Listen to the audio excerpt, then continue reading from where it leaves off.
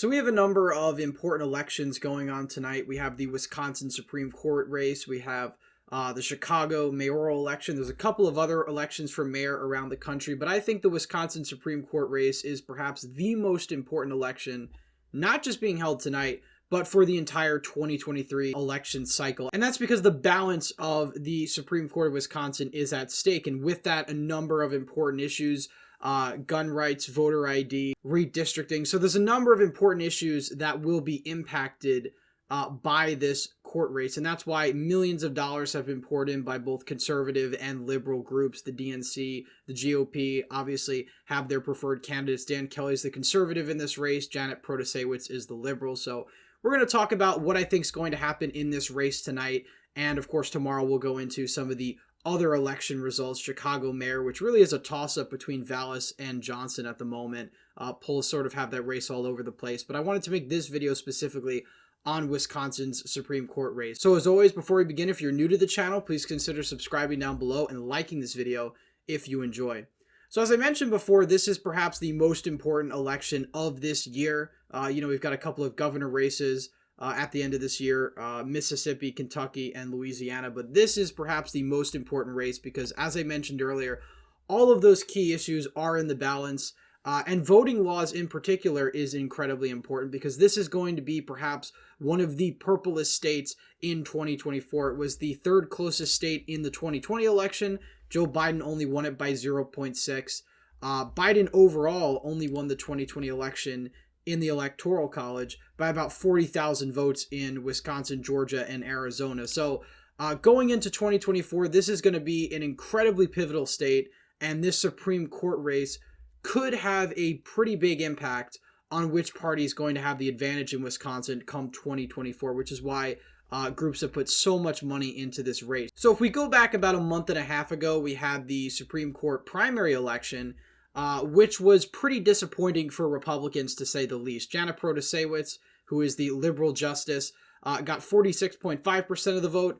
The other liberal justice got about 7.5 together. That's about 54% of the vote. Dan Kelly and Jennifer Doro totaled in at 46. So Democrats, or the liberals rather in this case, these are technically nonpartisan races, but ideologically it's very clear where these candidates stand and which party their values align with. But this was a very disappointing showing for the Republicans and conservatives alike. They lost by 8 points in the popular vote. That was a massive red flag because a lot of it was down to really low turnout in the Driftless area here in southwestern Wisconsin, and really just rural Wisconsin in general, because Wow County turnout, those are the three counties around Milwaukee, and Madison turnout was incredibly high. Obviously Madison benefiting the liberals in this case, and the conservatives being benefited by Wow. But really everywhere else there was lower turnout, and the Democrats had the benefit of having higher turnout in counties that favored them. Republicans had much lower turnout, and not only that, they had lower margins in these rural counties bordering Minnesota and Iowa. And these are areas that have been swing counties as of late. They've been going Republican, and Republicans really need to win these counties if they actually want to be able to hold on to this seat tonight. Dan Kelly, again, is the justice in this case. He actually served on the Supreme Court previously. He lost re-election by over 10 percentage points back in 2020. Now, there is a caveat to this.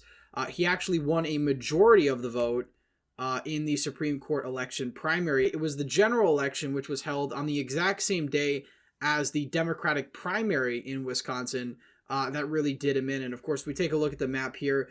It's pretty similar to the map that we saw in the primary. Back in February, Protasewicz did well in the same areas that the liberal justice challenging Kelly did, who's currently on the court now.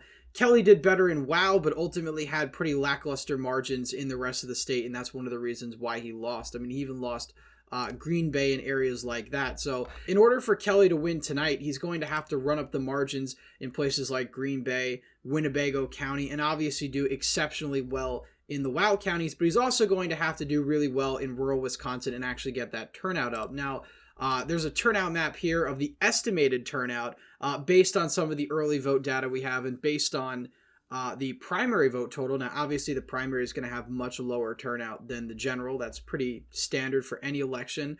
But, looking at the projected total for turnout by county, turnout is expected to be higher in southern Wisconsin, Dane County, which is a Democratic stronghold, and of course, the WOW area as well. Even Milwaukee is expected to have fairly high turnout. So that's pretty alarming for Kelly.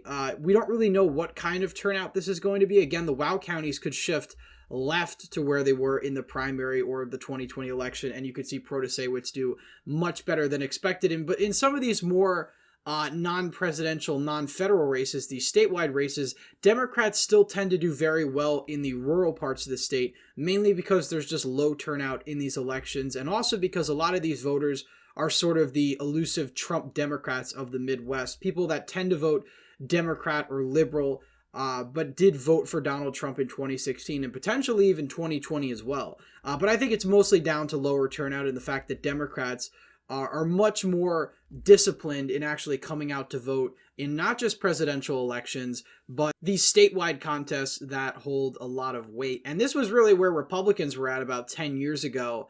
Republicans were the party that turned out to vote in basically every election. And that's not really the case anymore. The Republican Party, partly because of the shifting coalition from more of the white-collar managerial class to the blue-collar working class, you've seen a drop-off in turnout as well, because blue-collar Americans tend to vote at much lower rates than white-collar Americans. And there's a variety of reasons for that. But regardless, that's one of the reasons why the GOP is struggling so much in a lot of these off-year contests, and even why they struggled in the 2022 midterms. Now, it was mostly because they turned off independents, but turnout was a problem in some states. But looking at Wisconsin going into tonight, obviously I think Protasewicz has the advantage, but you can't base the general election prediction off the primary, and 2020 really was the biggest example of that. Now, there was a huge caveat. This race being held in conjunction with the Democratic primary really gave the Democrats a massive, massive edge in this race. It's why they picked up the seat by as much as they did. But even if it wasn't, there always was that chance that Kelly could have lost. I certainly don't think Kelly was the strongest candidate that the Republicans could have put up. And again, it really wasn't the Republicans, it was the people of Wisconsin. But this essentially is going to be broken down into a partisan race anyway, an ideological battle.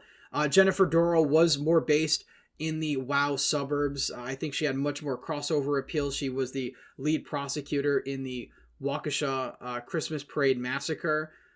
So she was well known in that area, but that really was where her problem was. She was only really known in the Milwaukee area. Dan Kelly basically was able to run it up essentially everywhere else. Now, the thing is, while that is the case, while Kelly did better in the primary, it doesn't always mean he'd do better in the general. There's certainly a lot of things that the liberals are tying to Kelly. Of course, they're alleging that he was part of Trump's fake electors scandal, trying to paint him as sort of this extremist Trump judge that will put democracy at risk in Wisconsin.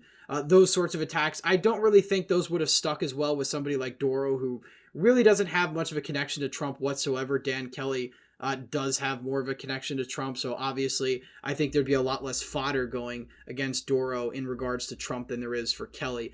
And this really goes into something that I think is a key liberal and Democratic playbook across the board, and that's Donald Trump. And we're going to talk a lot about Donald Trump throughout the next couple of weeks as we talk more about the Republican primary as things begin to heat up. But Trump, who arguably caused a realignment in the Midwest, where you had a lot of these rural union voters who were previously voting Democrat and now voting Republican, while he did manage to achieve that with his candidacy and with his very specific brand of politics, it came at a massive cost, and that cost was turning away suburban voters who are much more high propensity voters, tend to vote in a lot more elections than lower propensity voters in the rurals, and we may potentially see the consequence of that trade-off tonight. Now, obviously, Kelly still has a chance. I don't think Kelly is completely dead on arrival, but I do think Protasewicz has a massive edge. And if I was to guess, I think she's probably going to win tomorrow anywhere from 5 to 8 points. That's kind of the range I give it. It could be a little lower than that, could be a bit higher. Obviously, if it's on the higher end, Republicans are having an extremely bad night because this bodes very poorly for some of the other contests coming up in November. The Virginia legislature is going to be up. Obviously, you have the governorships, which I don't think Republicans need to be too worried about those. Mainly, I think the big competitive race is going to be Virginia. the House of Delegates is up, the state Senate's up, and if Republicans are failing to get out their voters and Democrats are turning out in really high numbers, it bodes very poorly for Republicans because it means that their coalition is broken, that they don't have enough voters in these sort of 50-50 states to actually get across the finish line. And, you know, tonight's going to be a really big test of that if Kelly can actually bring out those voters, who voted for Ron Johnson in 2022, even voted for Michaels. I mean, turnout's going to be much lower than in 2022, but if you can bring out even 75-80% of those voters, which probably won't happen, but if that was going to happen for Kelly, then you have a Kelly victory. So again, the path for Kelly is a bit difficult just because Democrats have the enthusiasm on their side. Dane County is going to have extremely high turnout. That's a Democratic stronghold. We really don't know how red the WOW counties are going to come in because while they are Republican counties, they've been getting more and more Democratic over the past couple of years. Really since 2016, you've seen a massive shift towards the left, especially in places like Ozaukee County, even Waukesha. Washington is still very, very red. But the other two counties, which are more populated, tended to have larger shifts in favor of Democrats. So ultimately, we'll find out whether or not the balance of power in Wisconsin is going to change tonight. And of course, tomorrow we'll talk about the results as well as the results in Chicago and the number of other cities that are having elections. Anyway, that's it for today's video. If you enjoyed, please leave a thumbs up down below. Subscribe to the channel if you haven't already. Hit the bell notification so you don't miss any more videos I put out.